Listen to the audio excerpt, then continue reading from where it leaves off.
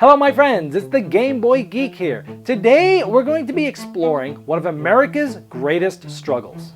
We're going to be working cooperatively together to abolish slavery by helping slaves make their way towards freedom and by raising the strength and influence of the abolitionist movement. We're talking about Freedom, the Underground Railroad. This is a game for 1 to 4 players from Academy Games. Now today we're going to be doing a rules school, so I'm going to show you how to set up and play the game so that you don't have to read the rule book. I'm first going to give you a quick 1-minute overview of the game, and then we'll get going. Freedom is a twofold game, helping slaves northward to find freedom and strengthening the abolitionist movement. Together, you provide shelter and guide them safely towards freedom, hoping to lessen the risks and the dangers they undertook when they decided to run. You'll be guiding slaves out of the plantations in hope for freedom, but be careful because you might attract the slave catchers. You'll be guiding slaves to larger cities where more can be held, and you'll be able to get money to help your cause. You'll be calling on help of some abolitionists during the different time periods to help you out throughout the cause, but watch out for the opposition, which is always there to make it a lot harder. You'll be trying to raise funds for each slave that's out on certain parts of the board, you'll be moving them around, and you'll be trying to purchase support tokens, which is an endgame goal. Each player takes on a specific role, which gives you some special abilities throughout the game. But you have to move fast because at the end of every round, more slaves are coming into the plantations, and hopefully you'll have room for them, because if not, then the slaves are lost. So let's join together to try to free the right amount of slaves without losing them and doing it in time and gathering the right amount of support. To set up, first place the board in the middle of the table. At the top left of the board, you'll see the North Star paper. You are going to place out a certain amount of tokens depending on the amount of players there are. You can see the graphics here show you which tokens of which color and age to place out. And here on the right, you'll see a chart depending on the amount of players, how many of each of the tokens that you'll put out. For example, in period 1 for 2 players, we will put out 2 support tokens that go right there. Next, we're going to put out conductor tokens for this first period, and by the chart, we see that we have to put 5 of them out. Whenever you're placing conductor tokens, you find a matching token from the right age. The first one you place down always has to have a gray background. Like this will be the bottom one. So 4 others will be placed on that for a total of 5. Notice these do not have a gray background, always just the bottom one does. And then, because the chart tells us to, we'll put 2 fundraising tokens. These ones have money here, and it's easy to find because it has that money on the back. We're going to place 2 of those. These do not have gray bottoms, just the conductor tokens do.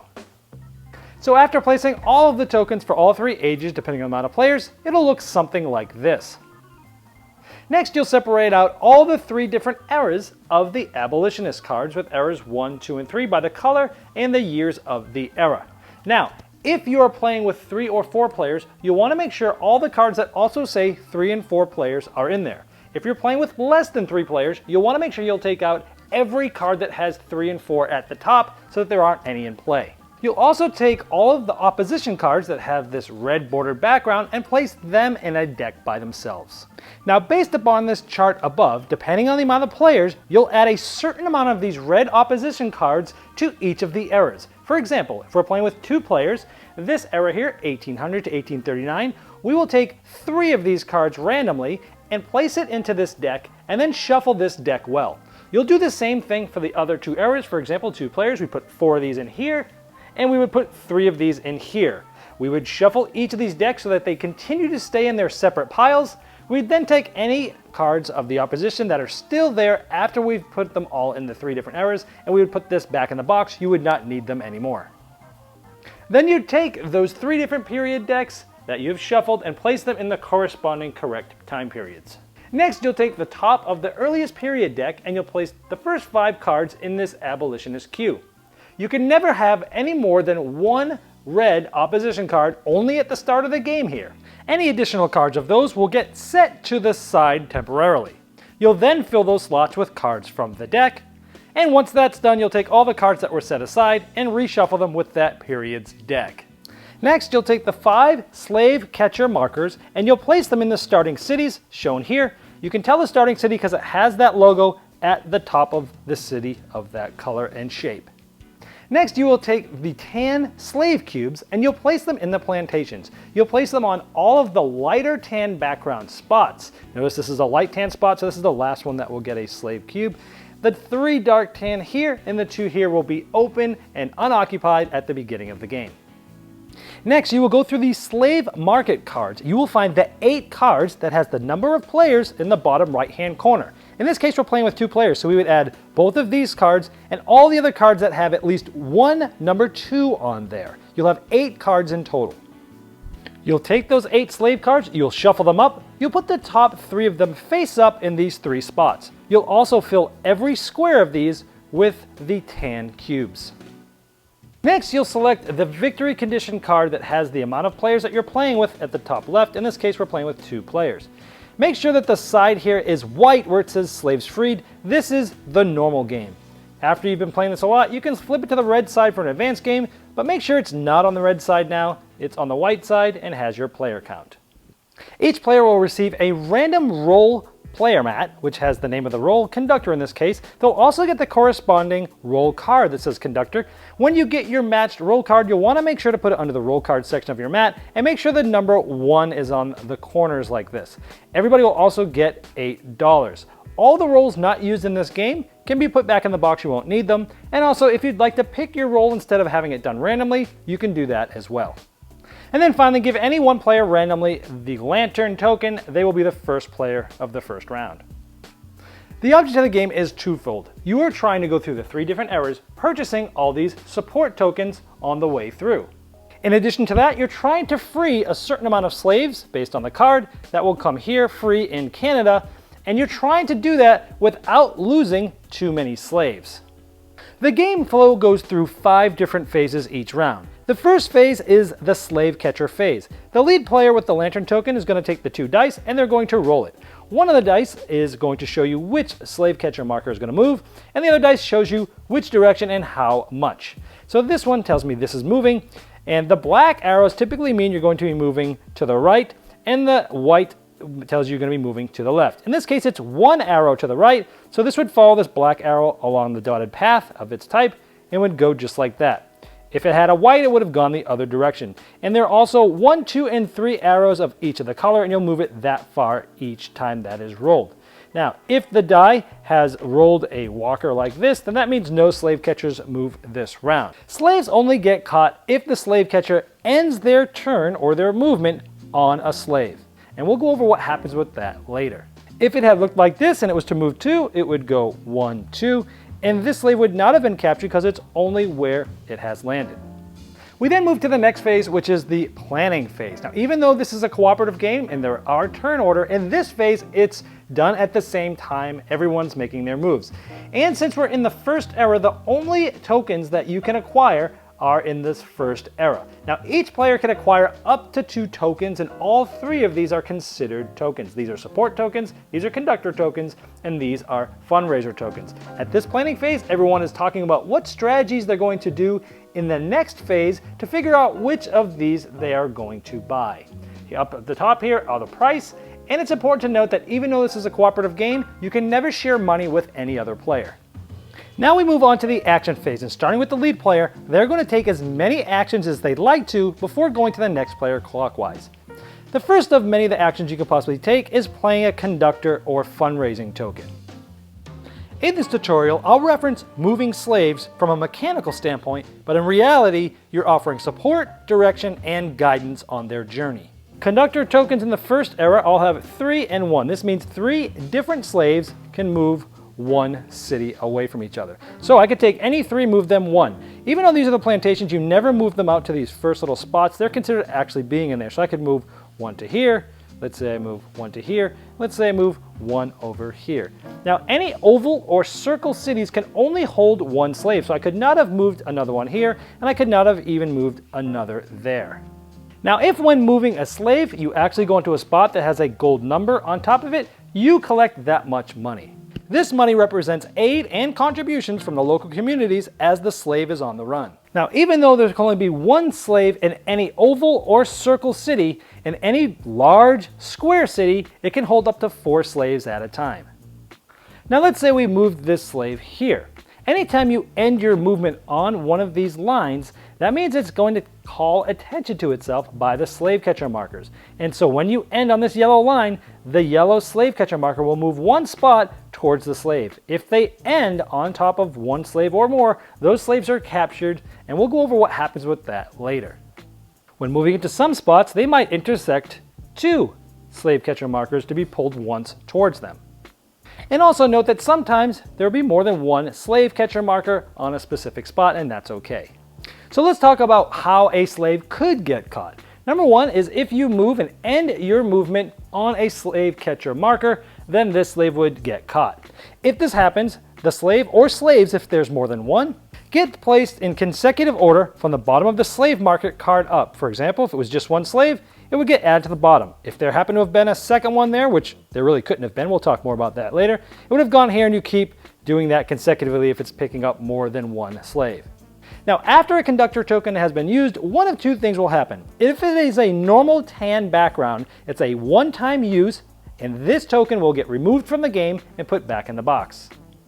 If the conductor token had a gray background, it will not get removed from the game. It will be placed back here for next round. This typically happens only after a few rounds and people have used all the tokens. This means that there'll always be at least one conductor token in each of the eras as you're going through them. Now let's say I used a fundraising token, and for as many slaves that are on the run in the south on those green spots, you'll gain $1 to help you with the cause. So right now I would have 1, 2, 3, 4, let's say this is what the board had looked like, I would have gotten $4. And keep in mind, it's only the player that played the token, and you can never share money. And once the fundraising token is used, they're always going to go out of the game into the box and never used again because they're always one-time use. Now, even though on each individual conductor token you can only move each slave once, you can move the same slave twice in the same turn if you had gotten more than one conductor token. For example, if I had gotten both of these in the planning phase and I wanted to move this one twice, I could move it once with this token and once with that token.